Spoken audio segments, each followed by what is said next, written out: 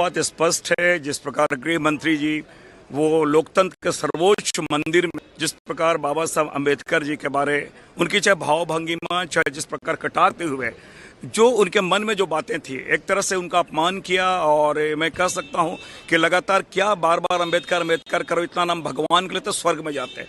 तो न केवल बाबा साहब का अपमान है, वरन ये मैं कह सकता हूं कि उनको ये संविधान पे भी विश्वास नहीं है। इस जो संविधान पे विश्वास नहीं, उन्हें लगता है संघ के विधान पे विश्वास है। इसलिए हम लोगों ने कहा, आज एक प्रोटेस्ट हम लोगों ने किया कि इस प्रकार अगर गृह मंत्री न वो संविधान पे उन्हें विश्वास है न लोकतंत्र पे विश्वास है, इसलिए और उनका जो उन्होंने अपमान किया तो उन्हें तो माफी मांगनी चाहिए। इसलिए हम लोगों ने आज प्रोटेस्ट किया यहाँ पे। है कि जितने बार डॉक्टर बाबा साहब आम्बेडकर का नाम ले रहे हैं, अगर इतने बार भगवान का नाम लेते तो शायद तो स्वर्ग मिल जाता। क्या कहेंगे? नहीं, डॉक्टर बाबा साहब भी नहीं बोला।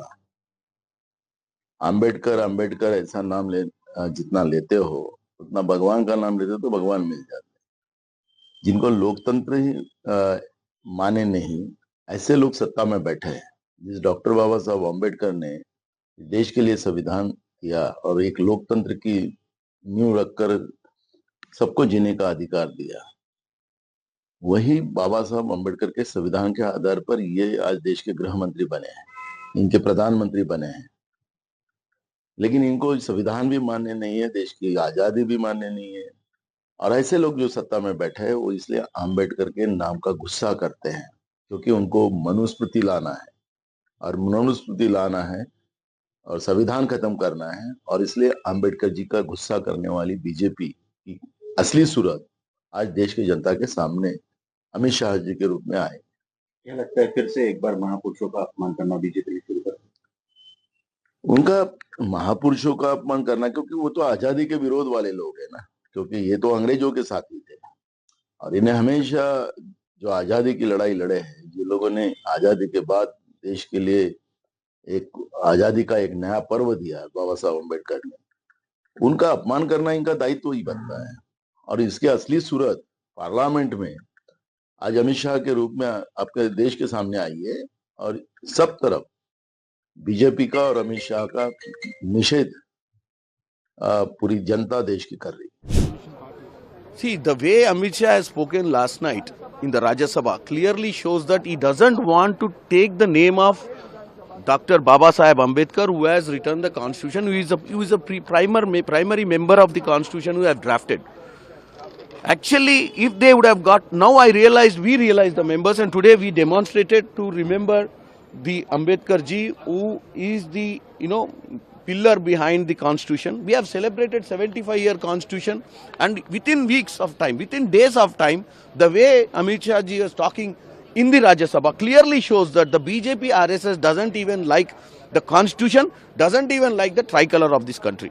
They have got their own ideas, they want to implement them, but eventually people have realized in the elections, that's why they have not given them the proper mandate to make sure that they should not change the Constitution. So today people of India has to see the demonstration what we have done, that what happened to the Ambedkar ji, who has given Constitution to make sure that the socialistic secular country has to be secured in those days, but now they want to derail the Constitution is clearly visible. ये निंदनीय है जिस तरीके से गृह मंत्री जी ने बाबा साहब भीमराव अंबेडकर का अपमान किया है।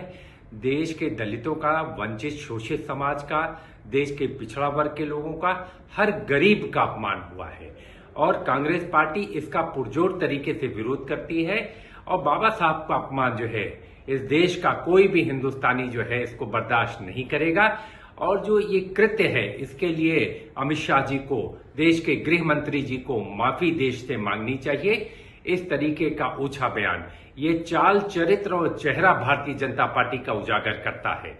जो ये बयान है कहीं न कहीं भारतीय जनता पार्टी की मानसिकता को दर्शाता है कि भारतीय जनता पार्टी दलित विरोधी पार्टी है, बाबा साहब भीमराव अंबेडकर के विचारों के विरोध की पार्टी है। ये सिर्फ माथे पर संविधान को लगाते हैं, लेकिन माथे पर संविधान को लगाकर संविधान को तोड़ने का काम, संविधान के खिलाफ काम करने का काम, और जिन बाबा साहब ने संविधान को बनाया और जो हम लोगों के लिए खाली ग्रंथ नहीं, ये एक ऐसा दस्तावेज है जिससे पूरे भारत के भविष्य का निर्माण होता है, इस तरीके के दस्तावेज को बनाने वाले व्यक्ति को नकारना इस देश की बड़ी जनता के साथ धोखा है। मैं तो देश की जनता से कहूंगा कि देख लीजिए, ये है भारतीय जनता पार्टी का कृत्य, ये है भारतीय जनता पार्टी के नेता, ये है देश के गृह मंत्री जो आपके युग पुरुष का अपमान कर रहे हैं। फैसला आपको करना है। धन्यवाद।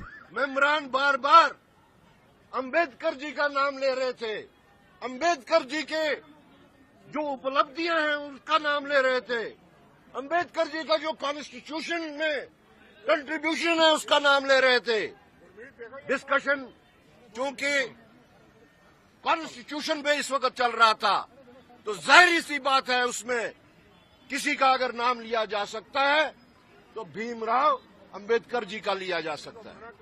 और अफसोस की बात है कि होम मिनिस्टर साहब ने अंबेडकर जी के ऊपर टॉन्ट किया और कहा कांग्रेस के मेंबरान को कि जितनी बार आप अंबेडकर जी का नाम ले रहे हैं, बार बार आप अंबेडकर जी का नाम ले रहे हैं, अगर आपने उतना ही भगवान का नाम लिया होता तो आप लोगों की 7 पीढ़ियां स्वर्ग में जाती।